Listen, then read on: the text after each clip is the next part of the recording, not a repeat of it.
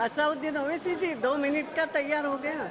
At the outset, Madam, I condemn the killing of Akhlaq, Numan and Zahid. I term it as an attack on the Constitution, and this was an act perpetrated by terrorists, not by fringe elements. Madam, let me start by this caveat by saying that I am the only intolerant politician in India in this House.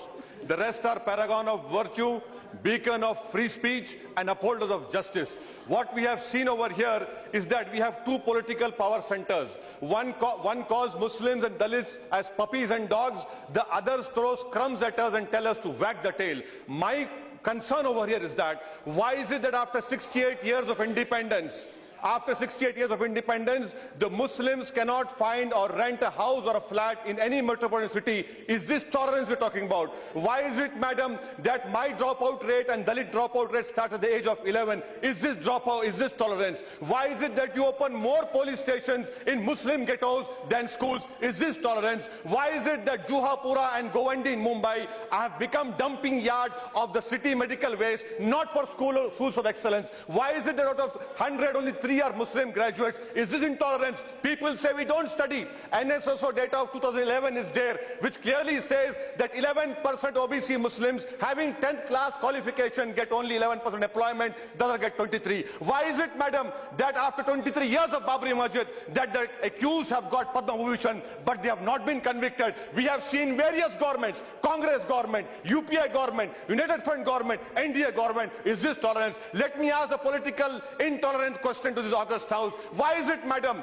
that when I oppose the BJP, I am called an anti-nationalist, I am called a Jinnah in making? When I oppose the secular parties, I am called communal. Why is it that this country is saying that if you be with the secular party, you are secular. If you oppose the BJP, you become anti-national. How is it that these two political parties have appropriated the right of nationalism and secularism? I condemn their right. I continue to be intolerant because that is my democratic right. I want to know, how is it that political intolerance, when in 10 years imprisonment is given in Haryana for cow slaughter, Congress supports it? But I am intolerant. I am a communal. How is it that Tripura governor says on October 19 that free speech and tolerance can be celebrated if Muslims eat pork in the middle? Is this intolerance we're talking about? Madam Speaker, let me conclude by asking this very inconvenient, intolerant question to the government, to the government and to the August represent parties over here. Why is it that this is happening? Why have you taken my right to dissent? Why cannot I give a speech in Karnataka? Why cannot I give a speech in Uttar Pradesh? And why is it that 22% of Muslims are in jail under trials? West Bengal 49%. Maharashtra 29%, UP 29%. Is this tolerance? Madam, I conclude by telling the government, the Home Minister asked for recommendations, suggestions. My suggestion to the Honorable Home Minister is, your pride was hurt when a wrong allegation was made. I commend you for showing your pride.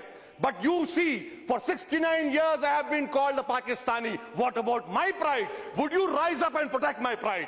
Would you rise up and protect my integrity? My suggestion to the Honorable Home Minister is, amend the NHRC Act. Given in the NHRC the power to inquire communal rights, so the responsibility can be fixed on the SP and DM. I would request you form in your internal security division a section which monitors Hindu fanatics. If you don't do that, see what is happening in Myanmar, in Sri Lanka, in Pakistan, in Bangladesh. We require stability. The third step, form an Equal Opportunities Commission. Fifth step, give constitutional status to NCM. And a request to all the House, you talk about ISIS and Wahhabism. Remember, ISIS is an evil ideology. You cannot break us down into Wahhabism, Sufism. You have to take the whole Muslim community, which right now the whole Islamic world is condemning ISIS. Remember one thing, that ISIS can be defeated by cerebral debate. This is what needs to be happened. Madam, I conclude my speech by quoting a शेर of Faiz said, तुझको कितनों का लहू चाहिए अर्ज़े वतन जो तेरे अर्ज़े बेरंग को गुलनार करे, कितने आहों से तेरा कलेजा ठंडा होगा, कितने आंसुओं से तेरे सहराओं को गुलजार करे. Thank you, madam.